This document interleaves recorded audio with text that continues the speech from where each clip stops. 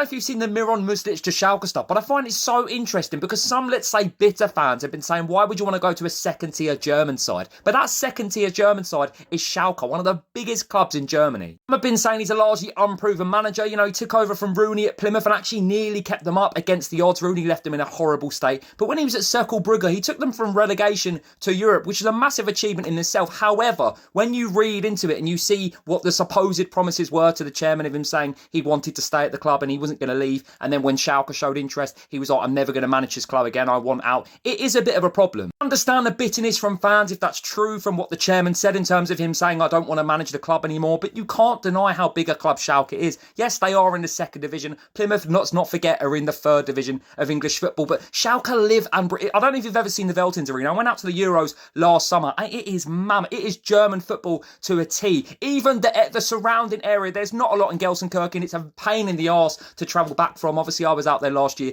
for the Euros, but it's a huge club. This club was playing, I think it was the semi-final of the Champions League years ago, so you can't blame him for taking that job. If what the chairman said is true, then I completely sympathise with Plymouth fans, genuinely. At the same time, I can see from his perspective, it's a big club. There's better ways to go about it. You can't deny that. But Schalke are a huge club. They are one of Germany's biggest clubs, and you cannot really blame him for kicking up a fuss to wanting to go there. It's a big risk from both parties, don't get me wrong. Like, there's no guarantees he will bring them back up. They've been stuck in that league for a few years now, but they really are one of Germany's biggest teams, and I find this whole fiasco fascinating.